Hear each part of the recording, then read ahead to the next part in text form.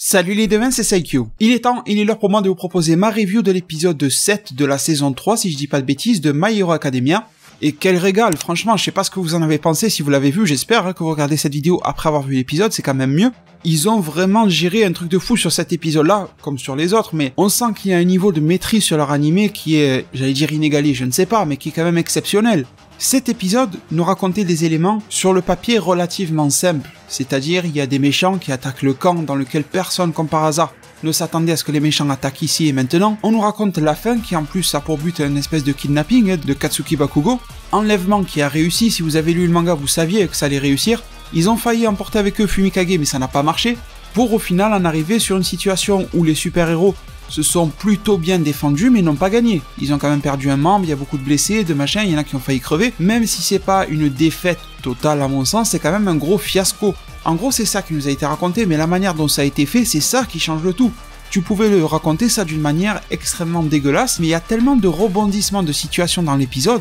Du côté des héros et aussi bien du côté des vilains, il y a tellement de choses, de discussions qui viennent augmenter la tension de l'épisode que tu es obligé d'adorer. Le récap en début d'épisode, bon c'est juste l'épisode précédent mais il fait bien le travail parce qu'on te replonge dans l'intrigue de kidnapping de Kacchan et du coup tu te dis putain comment ils vont faire. Vous avez bien compris que c'était pas ça le cœur de l'épisode, c'était pas le combat pour récupérer Bakugo, mais plus les conséquences du combat et ça c'est intéressant. Et on commence l'épisode directement avec Vlad et les élèves qui sont en cours de rattrapage, au cours du soir, je sais plus comment ils appelaient ça, qui se font attaquer par Crématorium. Crématorium qui n'est bien sûr qu'un clone et du coup Vlad le domine facilement, même si Crématorium qui n'est qu'un clone fait remarquer une chose. Nous sommes qu'un tout petit groupe de super vilains, en gros c'est de la merde, hein, c'est ça qui veut dire, mais nous arrivons à mettre à mal toute l'alliance des super-héros. Et c'est vraiment ça, le cœur du scénario de cet épisode et de ce passage en tout cas de My Hero Academia. Et je pense même que le titre de ma vidéo sera « Les super-héros ont été humiliés » parce que c'est ça le principe. Au-delà des combats, au-delà de la confrontation éternelle entre les héros et les méchants, ça c'est partout dans toutes les œuvres, t'as les héros et les méchants qui se tapent dessus, on a affaire à un vrai conflit politique, même si ces deux-là, les vilains et les héros, surtout les vilains, ne sont pas une force politique en soi, eh bien il y a un combat politique et médiatique qui se livre, parce que c'est comme ça que l'un ou l'autre des camps gagne, c'est pas vraiment par les actes ou les combats. En fait, ce qui fait que les super-héros sont tant aimés, bon, bien sûr parce qu'ils font le bien, mais aussi parce que leurs actes héroïques sont médiatisés. Mais pourquoi les super-vilains pourraient reprendre le dessus? Ils ne seraient pas adorés, mais en tout cas ils seraient craints, parce que leurs actes maléfiques seraient médiatisés. C'est de la politisation de la vie super-héroïque ou super méchant, enfin je sais pas comment dire, vilainique, je sais pas si ça se dit mais c'est bizarre. Mais en gros c'est vraiment ça, tu vois, le cœur de l'histoire, et c'est ça qui donne une double couche, tu vois, c'est qui fait que les combats ne sont pas superficiels ou ne sont pas là juste pour remplir, boucher des trous pour faire 20 minutes d'épisode. C'est qu'il y a cette surcouche qui a une bonne épaisseur et qui donne un enrobage au tout, et ça j'ai vraiment adoré dans l'épisode. Ça a été mis en avant dès le début de l'épisode, mais bon, ça avait déjà été sous-entendu dans les précédents épisodes, et ça a été répété tout le long de l'épisode parce que c'était le cas, et c'était vraiment nécessaire de faire comprendre que cette dualité super-héros, super-vilain ne se règle pas que par les coups. Et donc ensuite, ce que beaucoup de personnes croyaient que ça serait le gros de l'épisode, en fait, c'est quand Midoriya et tout ça arrivent un petit peu comme des cinglés avec Mister Compress, je crois qu'il s'appelle. Bon, il y a du combat, machin, sauf que ça dure pas longtemps. C'est pas ça le principal, en fait, dans l'épisode, c'est pas de te montrer du combat. Bien que My Hero Academia c'est très bien réussir ces scènes d'action. En 3 saisons, enfin en 2 saisons et demie quoi, ils nous l'ont bien prouvé. Donc la confrontation est sympa mais très courte et je n'ai pas besoin de la détailler parce qu'elle n'apportait pas grand chose.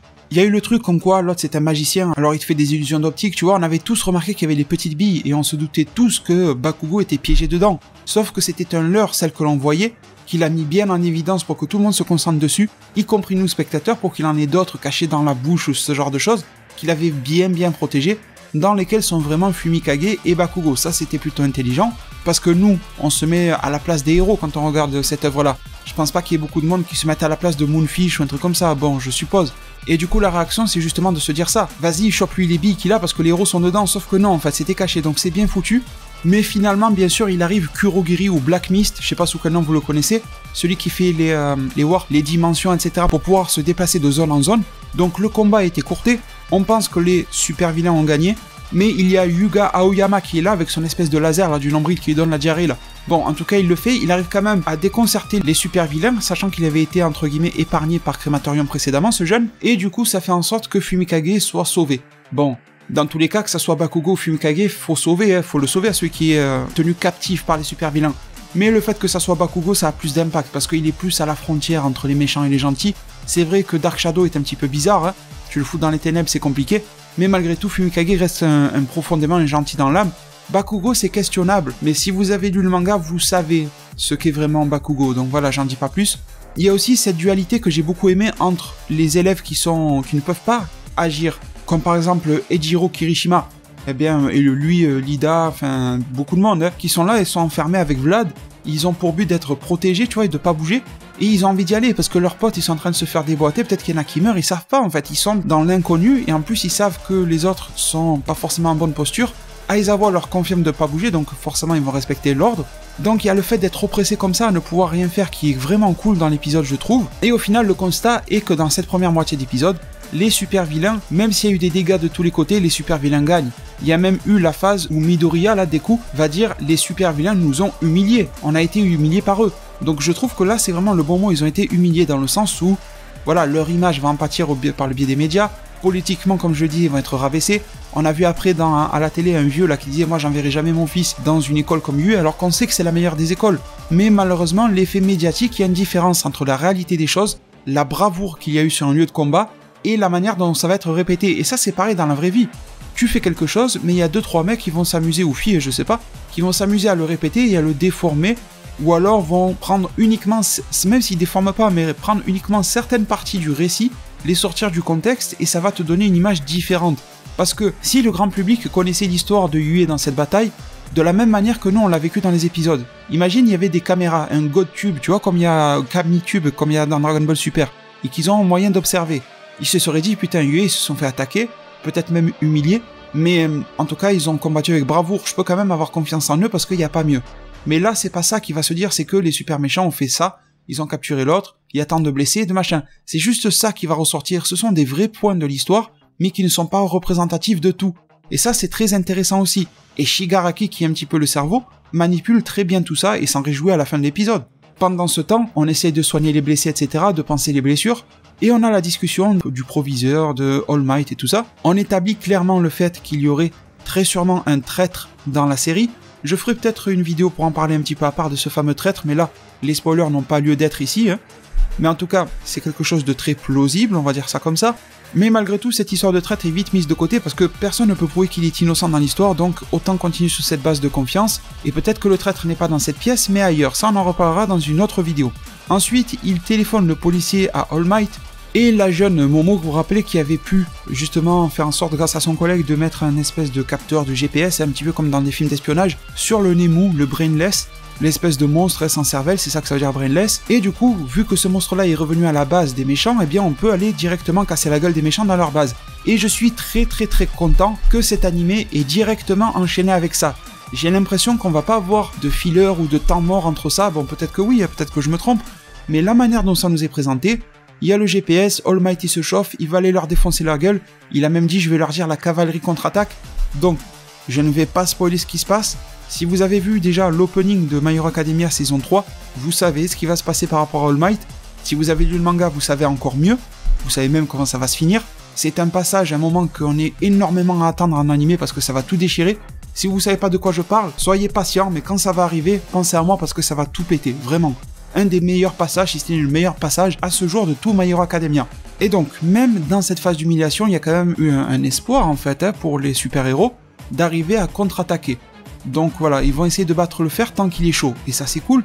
Et en parlant de battre le fer tant qu'il est chaud, j'ai beaucoup aimé justement alors le fait que Shigaraki jubile de la situation et tout ça, mais de l'autre côté, double contre-attaque qui se prépare, celle de All Might et celle des élèves, qui eux aussi ne sont pas sans reste. On se pose des questions par rapport à la fin de la saison 2, vous savez, avec Stein, le tueur de héros et tout ça. Il y a Tenya qui est pas bien sûr de lui et tout ça. Il a envie de venger, enfin pas de venger, mais de contre-attaquer, sauver son ami, puisque la vengeance, c'est pas une histoire de vengeance là. Oui, bien sûr qu'il y a une histoire de vengeance dans le fond, parce que tu m'as fait du mal, je veux t'en faire, c'est voilà, c'est Naruto, le cycle de la haine, machin. Mais il y a quand même une histoire de sauver son pote qui est tenu captif par des super vilains qui sont pas tous forcément accueillants. Toi, sincèrement, j'ai trouvé vachement cool. Crématorium est plutôt cool, mais il est un peu cinglé quand même. La fille, elle est complètement tarée, et Moonfish, lui, alors lui, c'est le cas social du groupe, tu vois, donc bon, c'est compliqué quand même de le laisser Bakugo là-bas tout seul, sans compter Shigaraki, il peut péter des câbles facilement. À la limite, celui qui est le plus réfléchi du groupe, c'est peut-être Black Mist, peut-être. En tout cas, le moins sanguinaire ou celui qui fait le moins de meurtres gratuits. C'est ça que je dirais. Et sinon, bon voilà, on se rappelle un petit peu des fins d'événements de saison 2. mais je pense que voilà, la leçon c'est aussi qu'un super-héros ne doit pas toujours se conformer à la loi. J'ai pas encore fait ma review de Captain Tsubasa épisode 7, mais si vous l'avez vu, dedans il nous a dit un truc, je crois que c'était le 7, ouais. Comme quoi, un joueur de foot suit la stratégie de l'entraîneur, mais il y a des fois où l'instinct et le génie du football, mais le génie dans tout, le génie du super-héros dans ce cas, doit aussi agir et prévaloir.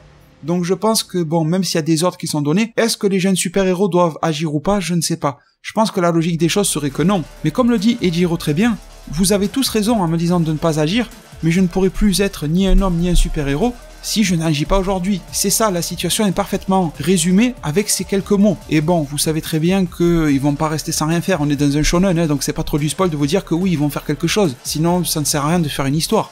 Du coup les devins, voilà, c'est vraiment tout ce que j'ai adoré dans cet épisode-là. J'ai pas vu de mauvais points, de points noirs, de choses qui étaient à corriger, à refaire mieux, je sais pas, franchement.